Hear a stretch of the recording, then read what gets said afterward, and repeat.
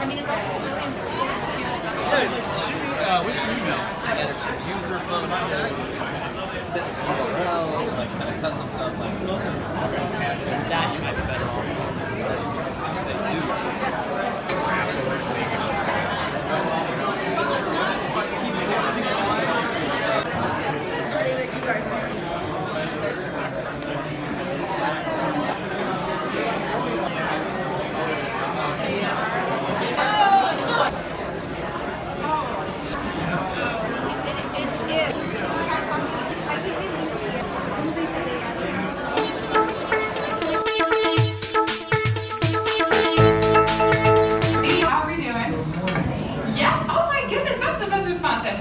That's really great.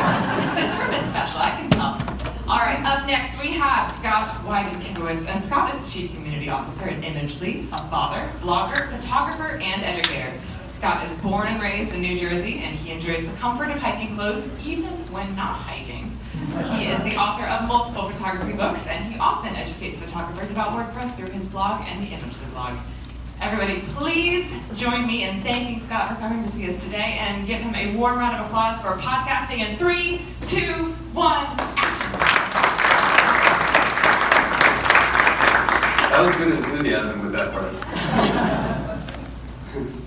So you want to start podcasting. You want to start a podcast, you have a topic, a theme, you have guests in mind, you have all these ideas of what you can do, where you can take the podcast. The future is full of sunshine and rainbows.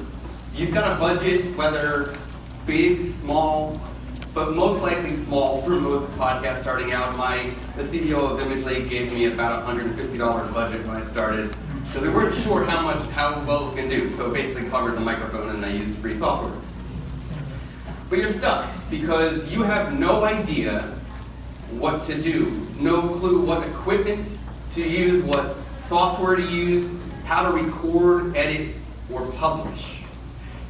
But then you realize you already have a WordPress website, or you know what WordPress is. I mean, you're at a WordCamp, right? So you realize, hey, I can use WordPress.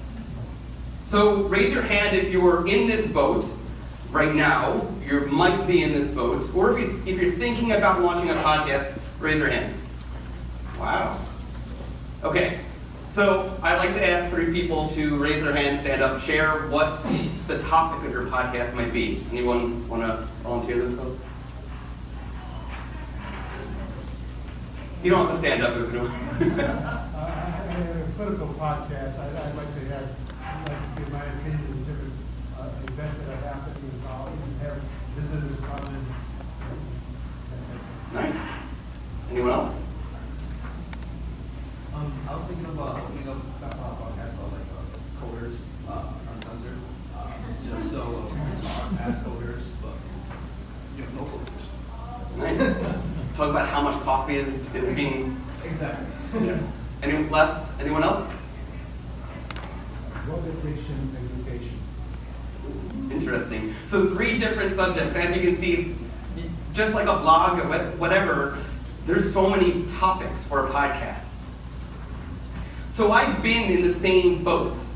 I've been there multiple times. I've hosted many podcasts, some of which have failed, some of which did fairly well for a good period of time, and one that's doing very well right now, and one I just started for myself. So I'm here to help you bootstrap your podcast to fruition. Now, there isn't enough time to help with the editing process, but I can share a bit of advice before we dive into the rest. What I can tell you are these 4 things are extremely important to your podcast, editing-wise. EQ, noise reduction, compression, and a limiter. And if you're using some sort of audio software, that, whether free or paid, you're going to have these in there, Mac and PC. So at Imagely, we call ourselves the WordPress photography people. We offer themes, plugins, and turnkey sites for photographers. We make Next-Gen Gallery and one of the leading image e-commerce plugins called Next-Gen Pro. So calling ourselves the WordPress photography people made us think we should probably have a podcast for photographers using WordPress. So we made it. I pitched the idea to my boss. He gave me a $150 budget and said, make it happen. So this is our team. We're a small family of creatives around the world. This is a digital painting by one of our designers. That karate dude up in the top right, that's me. Although I'm not yet a black belt, so my instructors probably would not be happy if I showed that to them. So my name is Scott, and in addition to working for Imagely, my job is to create content for a variety of media forms, including our podcast, and to interact with our community. Aside from that, I am a professional photographer who provides headshots and personal brand photography services around New Jersey. So I recently launched a podcast called Jersey Brands as a means to connect with brands around New Jersey. It's a small, short-form podcast, not like the 45-minute episodes that we do for the Imagely's podcast. And I'll talk more about that later. So this is how it's going to go. I already talked about why we podcast at Imagely. I'm going to talk about equipment, software, WordPress, services, tracking, calls to action, list building, and a bunch of other things. Now, all the slides will be available. This is being recorded for WordPress TV. You will have access to this. Don't worry. I got lots to cover, so I'm going to go fairly quick, and hopefully we'll have time for questions at the end. So, we record in advance of publishing. We schedule them usually 2 to 3 weeks in advance. And every episode, it goes live every other Thursday. The audio is on the website, it's on all the podcast players. The video is on the website in the show notes, and it's on YouTube. Our podcast is video and audio. As photographers, being the target audience, very visual people, they learn better seeing. So instead of it just being audio, there's some talking heads, and screencasts, there's a bunch of stuff going on. So, who's ever heard of Kim Doyle? The WP chick? Okay. So, podcasting is without a doubt a very powerful business tool. Kim Doyle started her site design business years ago and marketed through her podcast, The WP Chick.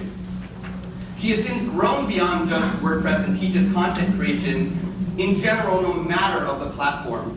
And she's rebranded herself beyond just the WP Chick, and her podcast is actually why she's doing so well. She attributes 100% of her business success to her podcast. Now, once you can answer these 2 questions, you can choose your equipment.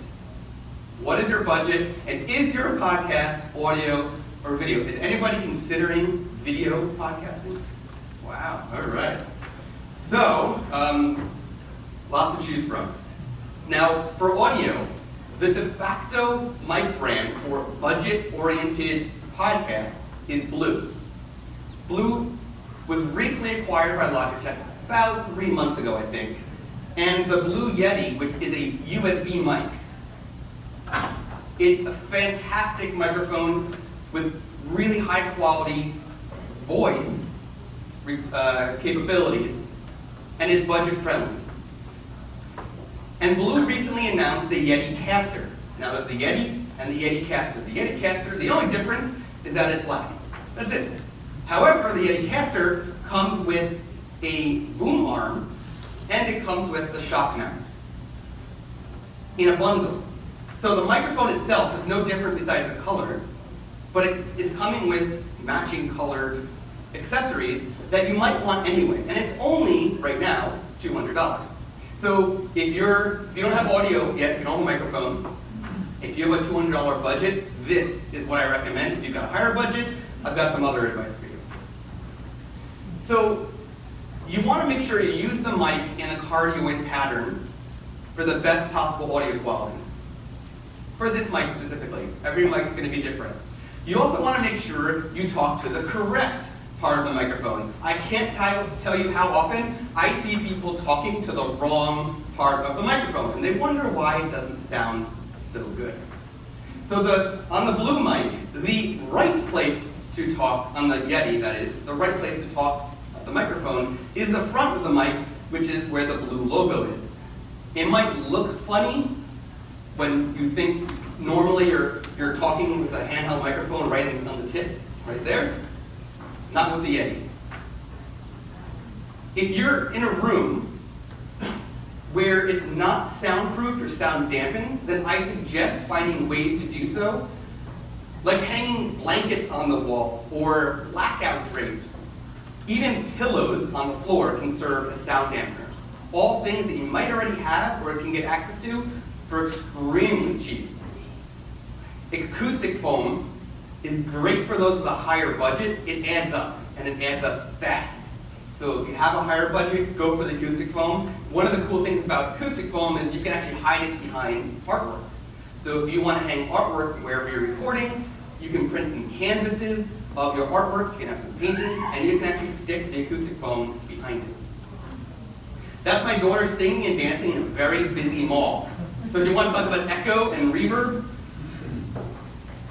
that's what you have to worry about, even in tiny rooms. For those with higher budgets, know that an XLR-based microphone, and one specifically designed for voice, like that Shure mic, is always going to outperform a USB mic. No matter the brand, no matter the price level, an XLR mic will do better. But you will need a preamp, a mixer, something to handle the power problems and the volume problems that come with an XLR microphone. So this is a pretty good higher budget kit. You're talking the Mackie mixer is probably around $250 or so. The Shure mic itself is about $500. And then you've got the boom arm, which is $100. This is a fantastic boom arm, quiet, yeah. So I'm currently using the Yeti with that Rode boom arm. Eventually I'll be upgrading to that Shure mic, but all a matter of time. For video, for those doing video, the most common webcam used for podcasting is the C920 from Logitech. It's 1080p, tripod mountable, and it's extremely high quality. And it's got really nice shallow depth of field, so whatever's behind you will be blurred. If you want to go a step up, the Logitech Brio is their 4K version. The problem with which is, it's a great webcam, but the problem with it is that not all software supports 4K yet. So depending on what software you're using for the video recording, it may not get that high quality 4K visual. Now if you want to go all out, you've got a DSLR that does video, or if you have a mirrorless camera that does video with an HDMI port, you can use iSkin's Capture. I think it's around $200, but it allows you to take your, a professional camera and actually use that as a webcam. So you can get the actual, whatever lenses you want to use, you can control it all. It's really nice. So as a bonus, for lighting purposes, I would consider a light stand and some sort of ring light for simplicity. You can put the webcam or your camera, whatever, inside the ring light. A lot of beauty vloggers will use this, but it's great for just podcasts. Now the light will be about $100 itself. The light stand, for a budget-friendly light stand, you're looking between $20 and $80. If you just want to use your room light to get started, do that, and then as you can, upgrade. But when you have everything in place, you have a very flexible, great sounding, well-illuminated kit for your budget-friendly needs. My home studio is in the basement. The walls, we happen to buy a house that has sound dampening wall panels. Not sure how that worked out, but it did. I have a drop ceiling, so my only issue is drop ceiling, which I eventually plan to soundproof. There are ways to do that with drop ceiling. And depending on the format of your show, you've got different options for how you want to record. So if you're by yourself, there's free software for Mac and Windows, Audacity. Completely free, no expenses at all, and it can do a really good job. Also, if you're by yourself, GarageBand for Mac is even better. It gives you tons of effects and control over each audio track that you want to control. If you have multiple guests and you're in the same place, then either Audacity or GarageBand will also be great, but you might need a mixer and multiple mics depending on your needs. If you have the Blue Yeti, you can turn the recording pattern into a 360 and record the entire room. One mic can get multiple people. If you have multiple guests and you're in different places, then software like Ecamm Skype call recorder, I'm not a big fan of Skype just because I'm getting constant drops of calls, but Ecamm Skype recorder is fantastic. Zencastr, there's no E near the end, and Zoom, which is very popular as well. Now Skype also now has its own built-in recording feature, but I haven't tested it, and again, I'm not a big fan of Skype, so I can't really say much about it. But we actually use, at Imagely, we use a combination of YouTube Live and Zencastr. So the reason, and I'll talk about this a little bit, the reason why I like Zencastr so much is because it uses technology right now only found in Chrome that allows each person's audio in the call to be recorded to their computers in temporary storage. And then, when the recording the call is done, it will then upload each of those files individually to a Dropbox account that you specify. So you're getting the absolute purest, best quality audio for each person on the call, including yourself and each of your guests.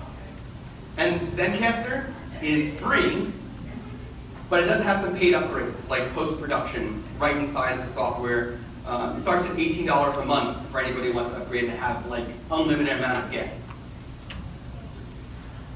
So I said we use YouTube Live and Zencastr, and the reason for this is because YouTube Live, which used to be called Google Hangouts, it can record video and audio. But the reason why we use it with Zencastr is because the audio and video are always out of sync in the recordings. So I figure, if I'm about to fix the audio-video sync, I might as well get better audio quality out of it and use Zencastr. So that's what we do. Zoom can do really good quality. It is very limited in the free version, so in order to get unlimited recording time and guests, you have to upgrade to their $15 a month plan. Now, talking about plugins, there are two very popular plugins for podcasting in WordPress. The one that I'm going to be talking about from here on is called Seriously Simple Podcasting. It was originally made by Hugh Lashbrook from Automatic as a side project, before Automatic said no more side projects. So he sold it to Castos. Castos was born. The plugin has not changed in a negative way, it's only been improved, and I've been really happy to see that. I love SSP because it's extremely simple. This is the description of the plugin, and I've highlighted some seriously smart pieces. It's simple, uses all the native components, and it does not distract you from getting an episode live. And this is what the menu looks like in the back end. The calendar menu item is actually from the plugin editorial calendar, which means I can drag and drop when I want an episode to actually go live. I can change the schedule if I have to, real quick. The Yoast SEO stuff, fully integrated. And the archive settings is actually because we're using the Genesis theme. So as you can see, for the most part, it basically looks like blog posts in that menu. This is the plugin settings. This is where you add the title of the show, the categories, the descriptions, and you grab your RSS feed right there at the top. And here's where you want to submit all of your RSS feed to the most popular players. Spotify is not yet available to anybody to just submit and get their podcast on. They're very selective. They're working with partners first, which you'll hear about in a little bit. So in the meantime, if you're going to be hosting yourself, you're limited to these three popular ones. There's tons of others that you might want to submit to.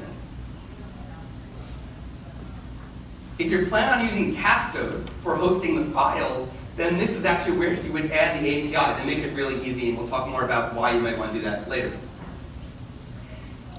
But SSP basically uses a custom post type. So every new episode looks as though it's a blog post, like I said. So when you create a new episode, the post title is the visible title of the episode. It's what people see in their podcast readers, for the most part. It's what they see on the website.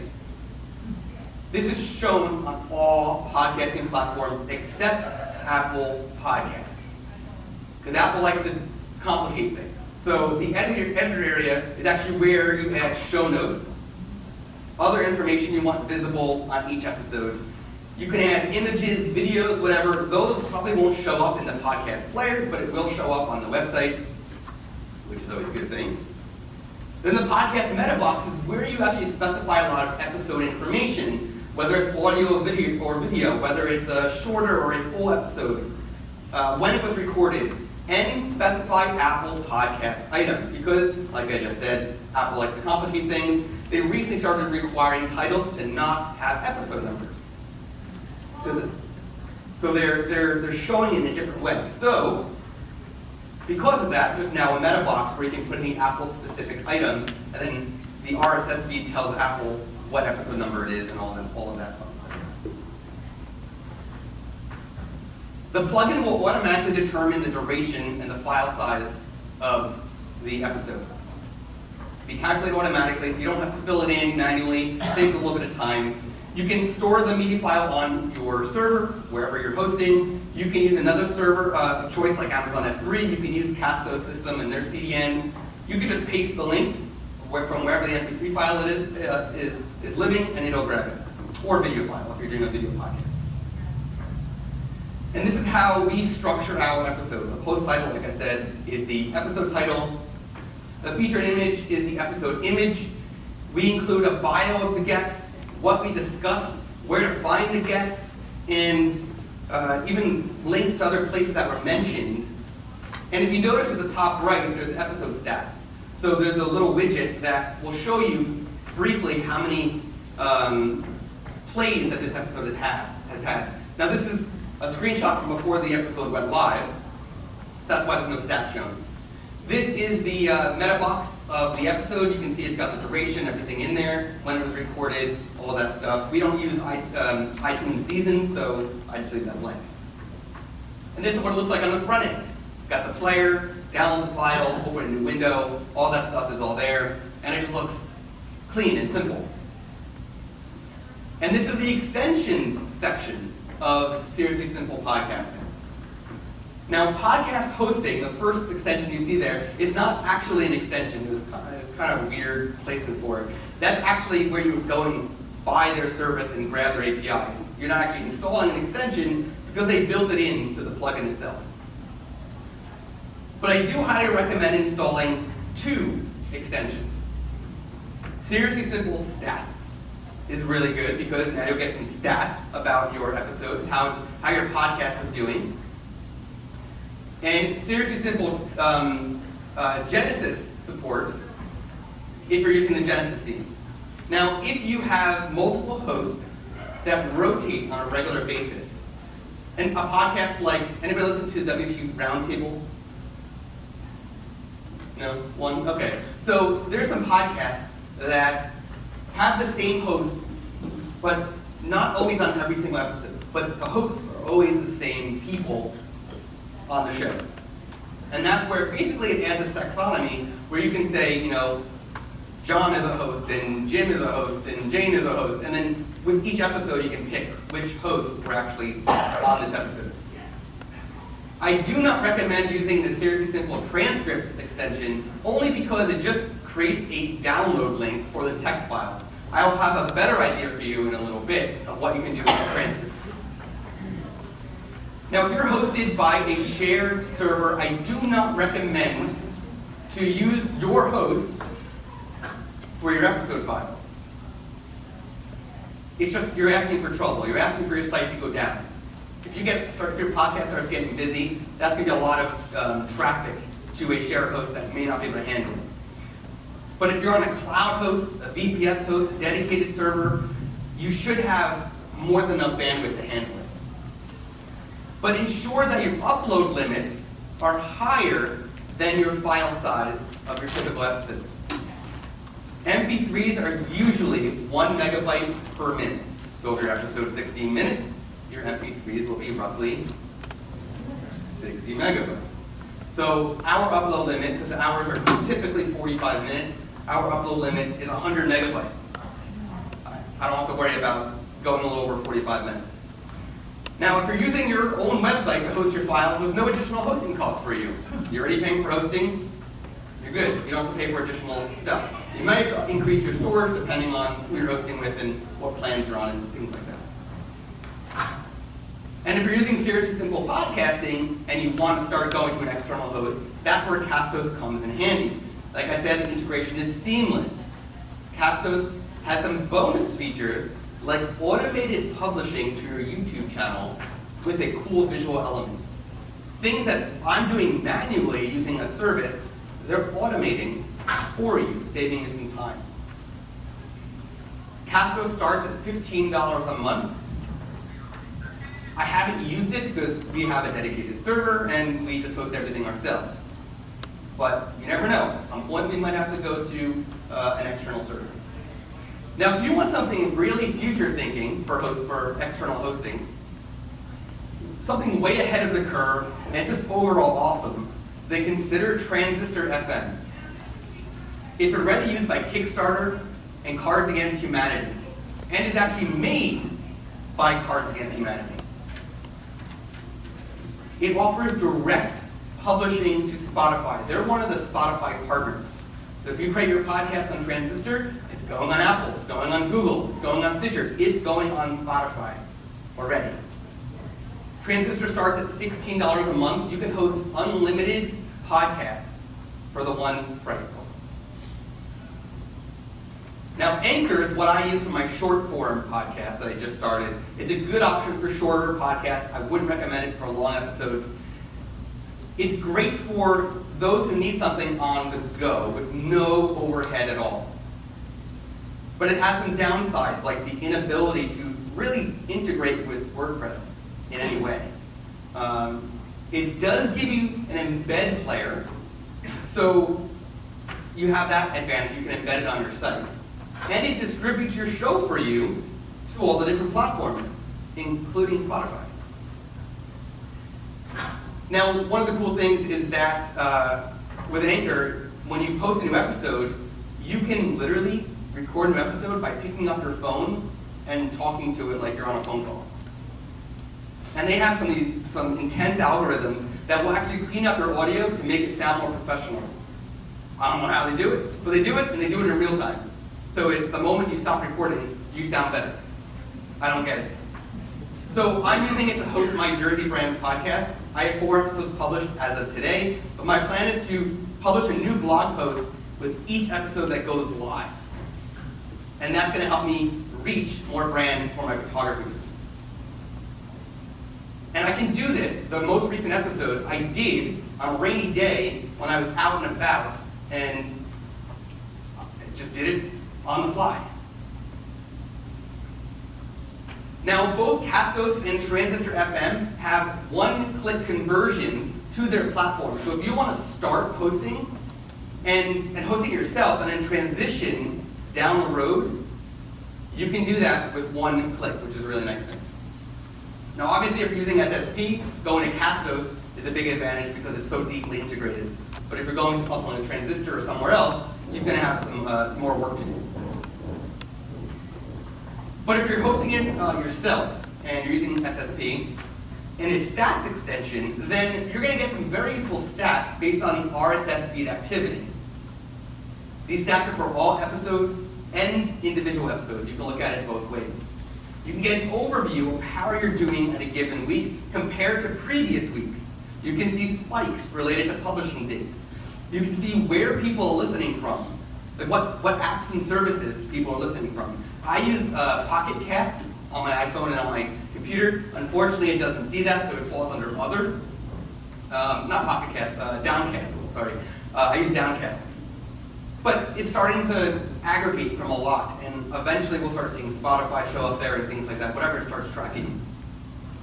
So you can determine what topics attract the most listeners. And you can, again, dial down per episode. It's a beautiful thing. Now, one thing podcast stats cannot give you are true subscriber counts, since there is no standard for it yet. So it's very sad that you have to sort of guess yourself or use a service to guess for you. So by using Castos and Transistor FM, they have an algorithm that can actually estimate the number of subscribers based on listens and download trends. So if somebody doesn't subscribe but they're downloading all the time, by literally clicking a download button, then these two services will incorporate that into a subscriber count to give you a more accurate number. It'll give you the location, the physical location of listeners, and how long people are listening to each episode for. So you get a lot more stats-wise than you would otherwise. Because RSS feeds alone can only do so much. But congrats, your show is now live on iTunes, Google Play, Stitcher, maybe Spotify, everywhere. And now it's time to improve it, or dance in a princess dress with a giant stuffed bear. And a laundry basket. That's her boat.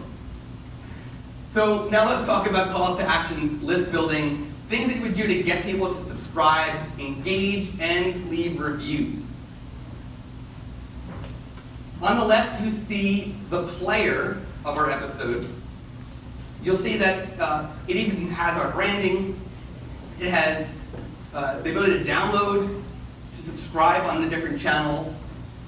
And I'm sure once Spotify is more open, SSP will offer the integration with that to include the subscribe links there. In the sidebar, the image on the right, you'll see we have the 3 latest episodes, and we have a widget of where people can subscribe using Font Awesome. We just made a bunch of icons that show up as buttons, and you can click and subscribe, including by email. So we have a lot of people who subscribe by email, so they just get an email and they can go and listen. They don't have to actually subscribe in a podcast player. They can do it on their own time. Now at Imagely, we test everywhere, from our software to our marketing efforts. And it's crucial for an individual with a business or a multi-person business to always test and to test everything that you can. Always be testing. So one of the ways we test is using Optinmonster. We use Optinmonster to test calls to action with pop-ups. And what you see here is actually a slide up on desktop. And we have 3 different versions. We test it at different times. We test it in different colors. We test all these different things on desktop. And on mobile, we're testing with a mobile bottom bar. Same thing, A/B testing all the time. And by the way, if anyone was sitting in the last session here talking about A/B testing using services, Google Optimize is free and allows you to do basically unlimited A/B testing on your site, and it's very visual and very easy to use. Now, in every episode, we ask our guests to ask a question to listeners. The question can be anything. And many times, these guests use it for market research. We then ask listeners to comment on the show notes page or on the YouTube video with their answers. And if you have a Facebook group around your business, around your podcast, then it might be the perfect place to get something like that. If you're going to have guests, direct them to your Facebook group, have them engage there. Whatever is best for you is what you should do. We also made it possible for listeners to ask us questions. We send them to a URL, very easy URL to remember, and they can just send us a question, and we'll use that question potentially in a future episode. Now, optimizing covers a variety of things like branding, intros, outros, search engine optimization, quality show notes. There's a wide range of ways that you can optimize each episode in your podcast overall. Earlier I talked about branding the player. That's extremely important. You don't want it to be a generic player. You want to match the branding on your site. And SSP makes it very simple to do, just to choose the colors of each part of this. Otherwise, it's just the typical OEmbed style audio player that comes in WordPress. And what you see here at the top left is the main podcast image. And below that is an episode image. And the one on the right is a Pinterest optimized image. All 3 have consistent branding with colors. They don't go very well together. You also want to make sure that your show notes are optimized with information for search engines. Include links to relevant places discussed in each episode. Don't leave anything out. People are going to wonder And if you leave something out, you're going to get complaints. You're going to get bad reviews. They talked about this and didn't tell me where to go. Include everything. If you have a guest, include links to where your guests want the listeners to go find them. Websites, social channels, whatever. And last but definitely not least, is include your transcription. Anybody sit in Rachel Cherry's accessibility session yesterday? Good. So you probably understand why transcripts are so important. Not only for those with different disabilities, but also for SEO purposes. And if you look at the word count, a podcast episode with the word count, almost 7,600 words, that's because of a transcription. So if you think about this, it means that all the organic keywords discussed in the episode are helping the SEO of that episode, which in turn helps the podcast, which in turn also helps the website overall. Domino effect. Now, there are 3 transcription services I would recommend. Rev and SpeechPad are 2 of the top transcription services. They're both affordable. SpeechPad is $2 a minute. Rev is $1 a minute. I don't know why SpeechPad has to lower the price to compete, but there you go, $2 a minute, $1 a minute. So for a long time, for 2 years, we were paying about $45 an episode to transcribe each episode. And then Rev decided, hey, we're going to make an AI version of our service. They created Temi. Temi is a whopping 10 cents a minute. So now we're paying about, a couple of dollars for an episode. Sometimes, depending on if it's a shorter episode, we're paying like 50 cents, $1. It's so affordable. Now, it's not as precise as human transcriptions. You will need to use a spelling and a grammar checker. You have no choice. The AI will screw up, I promise you. But for the price, you can't really beat it, especially for a podcast transcription. So our transcriptions look like this in HTML. As you can see, we wrap the actual transcription in a div so that we can style it on the front end. But in podcast players, they don't see the styling, they just see the transcription. This is what it looks like on the front end. I don't think it's enough contrast on these screens to see, but basically, the main page is white, but behind the transcription, it's actually gray with smaller text than the rest of the page. So it stands out. It stands out, it's smaller, and it just helps the SEO.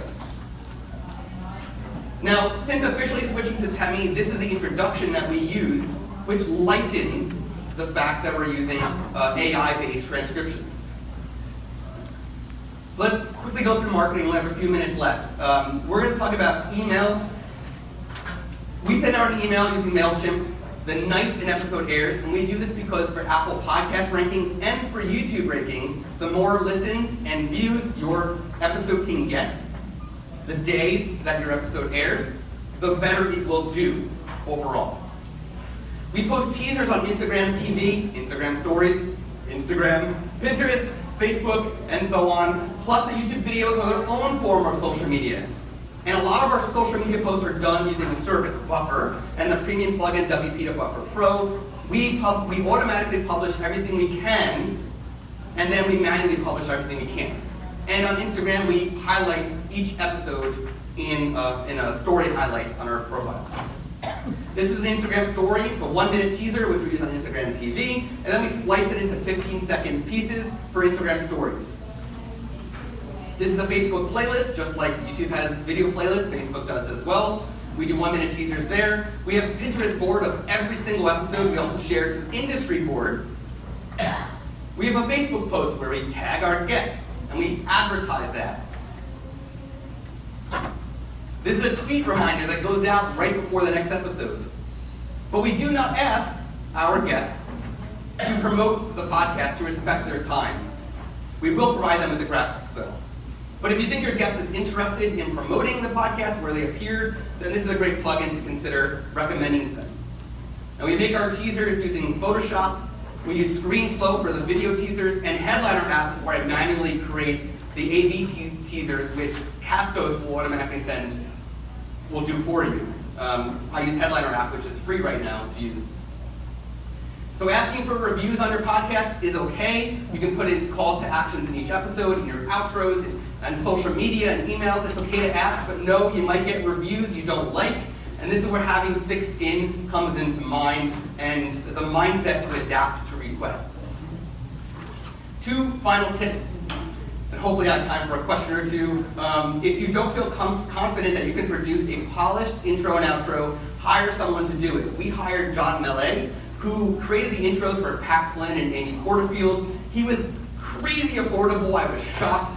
We gave him a starter script, and in 1 week we had the intros and outros with licensed music as MP3 files. 1 week. He was only $600 for this. If you want to make Apple's new and upcoming features before you launch your podcast, have 3 to 5 episodes recorded, a bunch of people ready to leave positive 5-star reviews. Publish the bulk of your episodes the first day, have people leave reviews, and then a day or 2 later, publish the next episode and then another.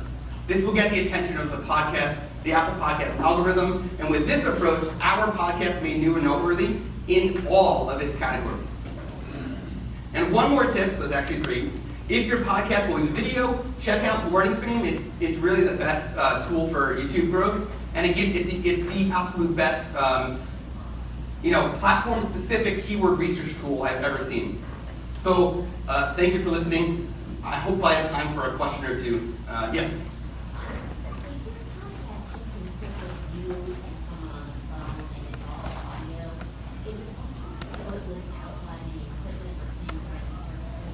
So you can do it with, so Ecamm's Skype call recorder is $15, right?